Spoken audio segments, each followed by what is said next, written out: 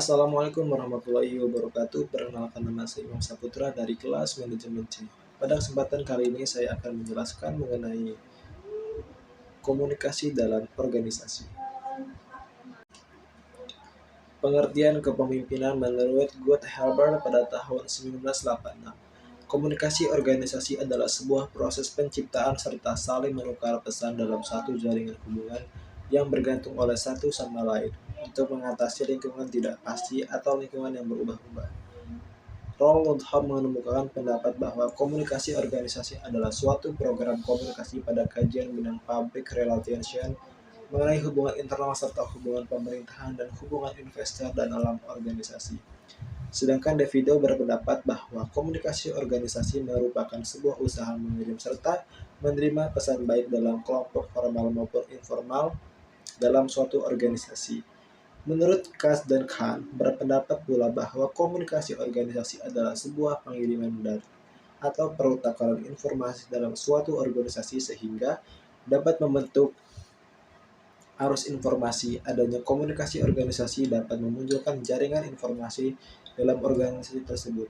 Dari 6 pendapat ahli mengenai definisi komunikasi organisasi, dapat disimpulkan bahwa komunikasi organisasi merupakan sebuah proses yang terjadi dalam suatu organisasi berupa penyampaian, penerimaan, serta pertukaran informasi dan pesan yang dilakukan untuk mencapai suatu tujuan tertentu yang sudah ditetapkan oleh bersama atau anggota serta pemimpin organisasi.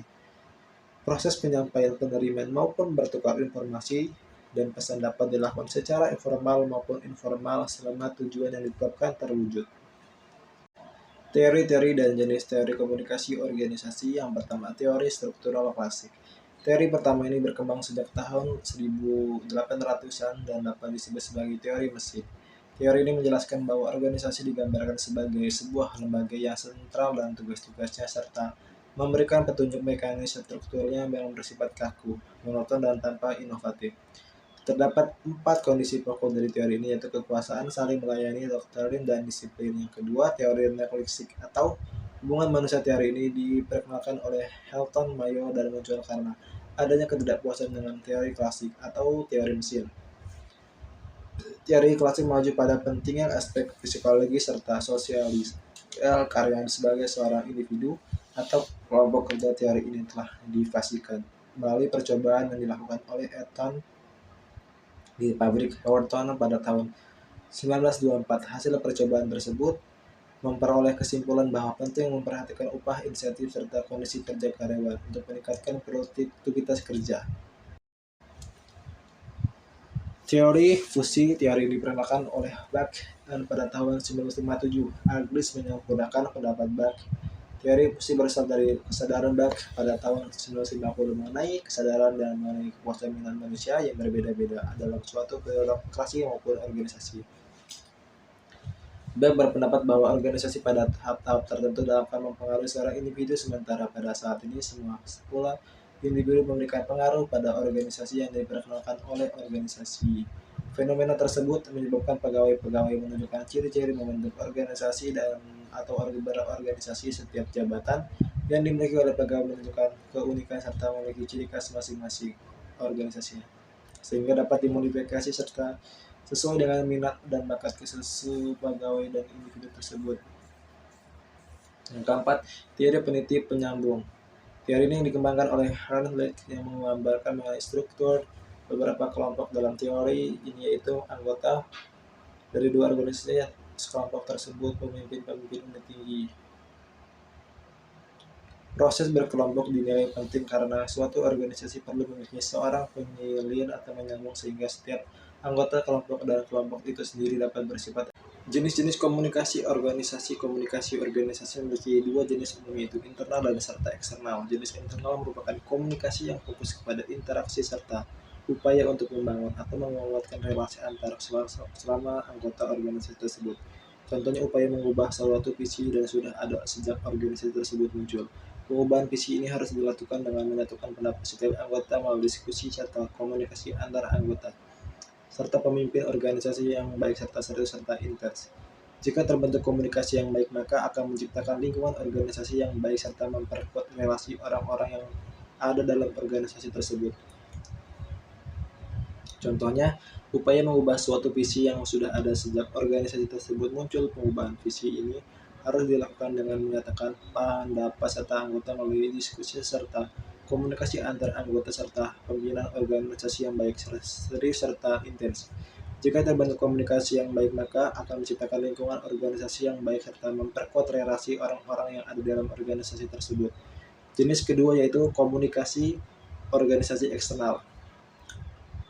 Jenis eksternal ini berarti komunikasi yang dibangun fokus kepada pihak di luar organisasi atau sekelompok tersebut. Jenis komunikasi eksternal ini biasanya digunakan jika organisasi tersebut ingin mencari sponsor maupun iklan sehingga membutuhkan pihak dari luar organisasi untuk membantu. Komunikasi organisasi eksternal dilakukan untuk mencapai tujuan pendapatan sponsor, iklan, membangun kerjasama, dan lain sebagainya yang dibutuhkan oleh organisasi dan pihak di luar organisasi tersebut. Manfaat komunikasi organisasi. Manfaat pertama, dengan mengetahui teori komunikasi organisasi, maka sebagai seorang individu yang hidup dalam lingkungan atau kelompok organisasi tertentu dapat memahami posisi kita dalam organisasi atau kelompok tersebut. Manfaat kedua yaitu pemahaman mengenai komunikasi organisasi dapat memperkuat hubungan antara anggota dan pemimpin organisasi sehingga umur organisasi dapat bertahan lebih lama dan akan tumbuh rasa ingin menjaga serta merawat organisasi tersebut. Manfaat ketiga, mempermudah tercapainya tujuan organisasi. Hal ini dikarenakan terbentuknya komunikasi yang baik, sehingga antar anggota dapat setiap pemimpin untuk memahami perbedaan pendapat yang hadir dalam setiap diskusi pada organisasi tersebut. Kemudian fungsi komunikasi organisasi, yaitu yang pertama, fungsi informasi. Fungsi yang pertama ini dijelaskan oleh Senjaja bahwa organisasi bertindak sebagai suatu sistem yang memproses informasi. Proses informasi yang hadir dalam organisasi tersebut diharapkan mampu memberikan dan menerima informasi dengan baik untuk tercapai kelancaran dalam organisasi tersebut. Dan yang kedua, fungsi regulatif, yaitu fungsi yang diharapkan dapat memperlancar peraturan serta pedoman yang telah ditetapkan oleh anggota dan pemimpin organisasi tersebut. Yang ketiga, fungsi persuasif, yaitu fungsi yang dilakukan oleh pemimpin organisasi untuk mempersuasi anggotanya daripada memerintah anggotanya untuk melakukan suatu. Fungsi persuasi dianggap dapat mempermudah karena cara yang lebih halus daripada memerintah akan lebih dihargai oleh anggota tersebut terhadap tugas yang diberikan. Konsep komunikasi organisasi Goldhaber pada tahun 1993 menjelaskan bahwa komunikasi organisasi merupakan proses untuk menciptakan serta saling menukar informasi maupun pesan dalam suatu jaringan yang bergantung antara satu sama lain.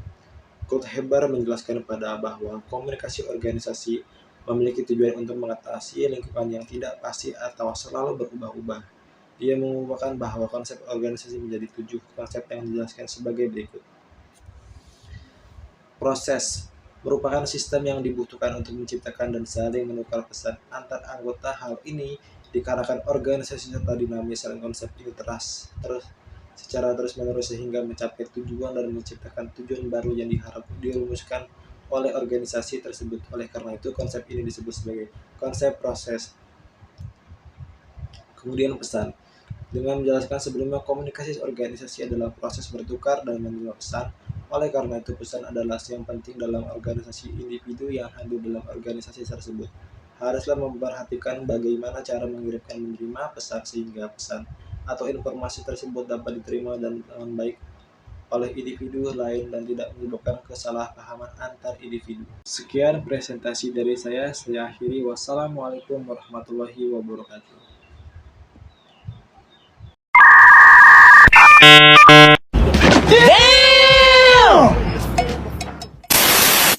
Stop it. Get some help.